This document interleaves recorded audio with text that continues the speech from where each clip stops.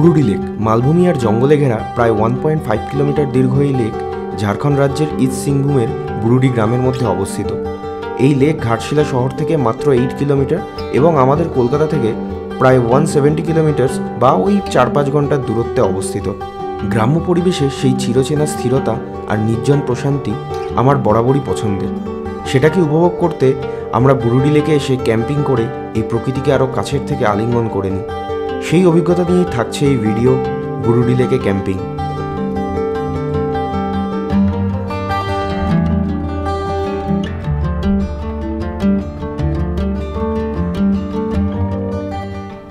বাড়ির থেকে বাইক চালিয়ে NH-16-এর স্মুথ হাইওয়েটাকে উপভোগ করতে করতে যখন আমরা এসে পৌঁছালাম বুরুডি লেকে, তখন সূর্য প্রায় ডুবি। এখন টাইম হচ্ছে কটা, 4:20। এবার আমাদের এখানে টেন্ট সেট আপ হবে, পাপ্পুদাই সব করবে। আমি এখন আর টেন্ট সেট আপ করবো না, আমার আর ইচ্ছা করছে।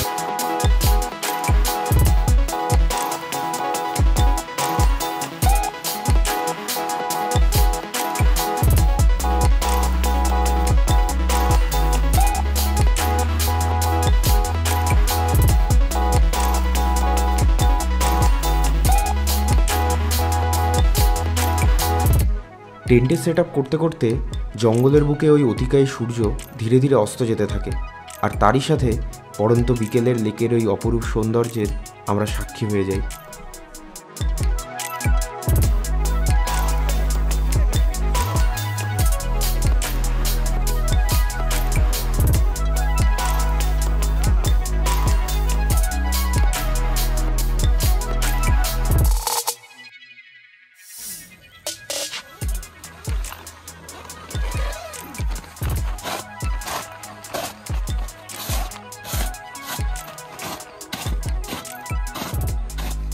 আমাদের টেন্টের সেট আপ কিন্তু কমপ্লিট হয়ে গেছে। ঠিক আছে, ব্যাগ যা ছিল নামিয়ে নিয়েছি। টেন্টের ভিতরে মোটামুটি জিনিসপত্র সব সেট করে ফেলা হয়েছে। এই সাইডে জঙ্গলে একটা অসাধারণ সানসেট আমরা দেখছি। ঠিক আছে, এদিকে সানসেট হচ্ছে একটা সুন্দর, তারপরে এই সাইডের একটা পুরো গ্রাম্য পরিবেশের ভিউ। ছোটবেলায় আর্ট টিচার যেমন বলতেন গ্রামের একটা পেন্টিং করতে, তেমনই ল্যান্ডস্কেপ আমরা চোখের সামনে দেখতে পাচ্ছিলাম। আম, জাম, তাল, খেজুর, কত গাছ, ফাঁকা মাঠ, মাটির রাস্তা, কুড়ে ঘর আর দূর দূরান্তের সবুজ দিগন্ত এবং পাহাড়ের ঢিবি আকাশের সীমানাকে যেন মেপে দিচ্ছে। মোটামুটি এই হচ্ছে আমাদের অবস্থা। ঠিক আছে, সারাদিন খাটাখাটনির পর ঘুরে এত রাইড করে আসার পর এই যে মোমেন্টটা, এই মোমেন্টটার জন্যই জাস্ট অপেক্ষা। এইটা পাওয়াটাই এই পুরো 6 ঘন্টা 7 ঘন্টার জার্নিটাকে সার্থক করে দেয়। ঠিক আছে, এগুলো পেতে গেলে ওইটাই একটু স্ট্রাগল করে আসতে হয় ভাই। প্রকৃতির নির্জনতা, অজানা কৌতূহল আর অজস্র ধারণা আর তর্ক বিতর্কে আমাদের চোখের সামনে কখন যে অন্ধকার নেমে এলো আমরা বুঝতেই পারিনি। এরপরে পাপ্পুদা জ্বালিয়ে দিল আমাদের ব্যাটারি পাওয়ার্ড বাল্ব, যা ওই অন্ধকারের মধ্যে আমাদের কাছে একটা আশার আলোর মতো কাজ করছিল। দেখতেই পাচ্ছ, দুপাশে দুটো গাড়ি লাগিয়ে দিয়েছি। অ্যান্ড আমাদের এই শেল্টার হচ্ছে 8টা বাজতে আর 7:52। Smart watch, smart people smart watch, যাতে বলতে সুবিধা। তো এখন আমাদের টেন্ট তো সব সেট আপ হলো, সব কিছু হলো। একটুখানি হালকা করে রেস্ট নিলাম, আধা ঘন্টা মতো। রেস্ট না, ওই জাস্ট এই সুন্দর ওয়েদারটাকে এনজয় করছিলাম। এই এত সুন্দর ওয়েদারটাকে এনজয় করছিলাম এই টেন্টের মধ্যে শুয়ে শুয়ে। তো তারপরে এবার একটু চা খাওয়ার পালা। তো এখন চা ফুটছে আমাদের। ঠিক আছে, চা পাতা দেওয়া হয়ে গেছে।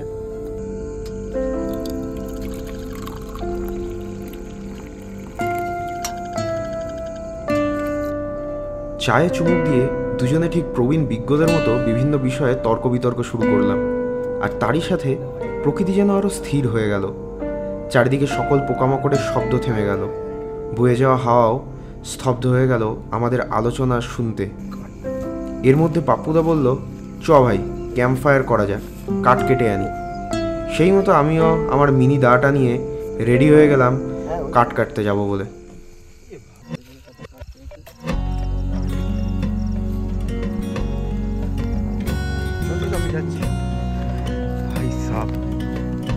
আমরা রাতে বেরিয়েছি, রাতে কি এখন 8টা বাজে।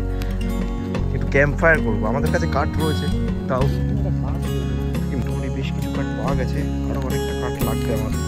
আমরা এখন পেয়ার গিট হয়ে গেছি ভাই। এই সব দিয়ে কাটতে হবে, দিয়ে কাটতে গাইস। মুরগির কাছে আমরা এতগুলো কাঠ নিয়ে এসেছি, ঠিক আছে। এখানে ছোট্ট একটা ক্যাম্প ফায়ারের ব্যবস্থা করা হচ্ছে। আর এই যে গরিবের চেয়ার, ঠিক আছে, গরিবের চেয়ার। বাহ,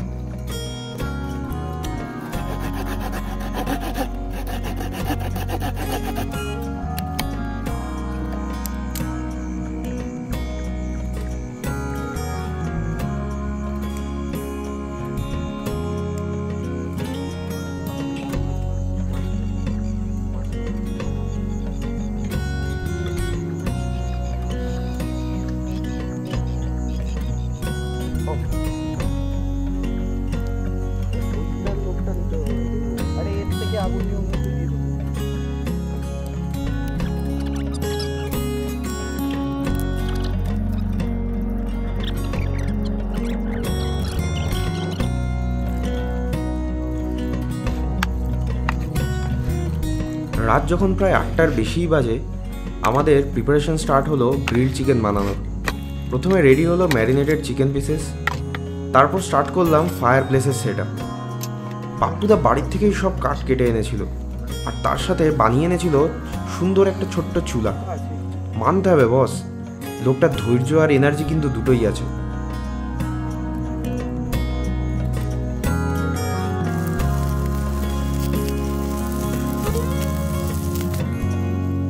সিরিয়াসলি সেই মোমেন্টের অনুভূতিটা এই ভিডিও থ্রুতে কতটা বোঝাতে পারছি আমি জানি না, তবে এভাবেই বলতে পারি, কখনো চোখ বন্ধ করে ভেবে দেখো তুমি আর তোমার বন্ধুরা কোনো এক জ্যোৎস্নার রাতে সোনালি আলোয় ভরা এক বিশাল লেকের পাশে বসে ঠান্ডা বাতাসের মোলায়েম স্পর্শকে উপভোগ করছো, আর চারিদিকে চাঁদের আলোয় অস্পষ্ট পাহাড়গুলি দেখতে দেখতে নিজেদের ফেলে আসা স্মৃতিগুলোকে মনে করে প্রাণ খুলে হেসে চলেছ।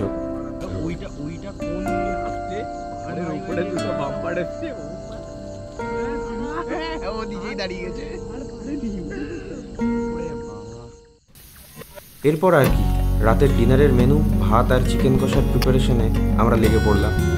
সত্যি বলতে ক্যাম্পিংয়ে আমি একা আসলে হয়তো শুধু ম্যাগি খেয়েই কাটিয়ে দিতাম, তবে পাপ্পুদার দৌলতে এক আস্ত রান্নাঘর আমাদের সাথে আসে। বাড়িতে সানডের লাঞ্চে যা না আইটেম হয়, তার থেকে বেশি আইটেম আমাদের ক্যাম্পিংয়ে এসেই হয়ে যায়। ওই প্রায় 1 ঘন্টার মধ্যেই আমাদের ডিনার রেডি হয়ে গেল, যেখানে ছিল কষা মাংস আর গরম ভাত।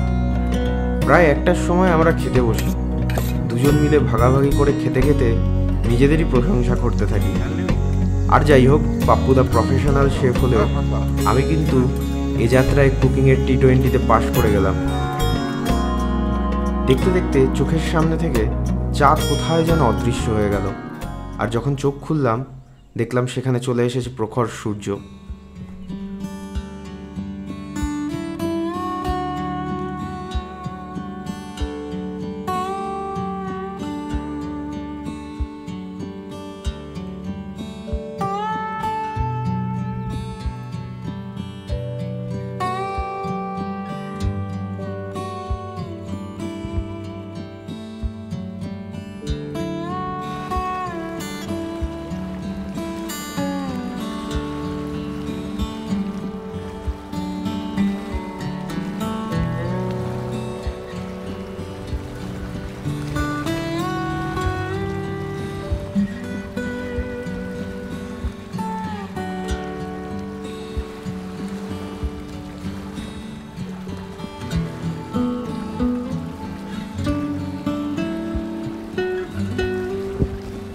Very good morning from Burudi lake. আর এখন টাইম হচ্ছে প্রায় 11টা বাজতে যায়। অনেক সকালবেলায় উঠেছিলাম, তো তখন আর ভিডিও বানানো হয়নি। তখন ব্রাশ করে জাস্ট সকালবেলার মর্নিং ভিউ নিতে নিতে আবার গিয়ে টেন্টের মধ্যে গিয়ে ঘুমিয়ে পড়েছিলাম, ঠিক আছে। তো এখন একটু সূর্য ওপরের দিকে উঠে গেছে, ঠিক আছে, একটু দেখতে পাচ্ছ সূর্য ওপরের দিকে উঠে গেছে, লেকটা সুন্দর লাগছে। এখন এখানে কিছুক্ষণ থাকবো, সকালবেলা কিছু খাই, দেখি ম্যাগি বা কিছু যদি করা যায় খেয়ে তারপরে আমরা বেরোবো। তো গাইস এখন টাইম হচ্ছে 12:30, আর আমাদের মোটামুটি এখানের যা ভিউ অ্যান্ড ড্রোন ওড়ানো ফুটেজ সব কিছু নেওয়া কমপ্লিট, সব কিছু ডান। এখন আমাদের ইফতি খাবো, আমরা ইফতি খেয়ে তারপরে আমরা বেরোবো ইফতি লেকের দিকে। তো এটা হচ্ছে আমাদের লাঞ্চ কাম ব্রেকফাস্ট কাম লাঞ্চ। গরম আছে, দেখি খেয়ে দেখি গরম আছে। ঠিক আছে, ঠিক আছে, আর এটাকেই চালাতে হবে দুপুরবেলাটা, তারপরে বিকেলের দিকে খেয়ে নেবো। এটা অনেকটাই খেলে পেট ভরে থাকবে মোটামুটি। পাপ্পুদা তো পার করে গেছে, এবার আবার পালা। দাঁড়াও।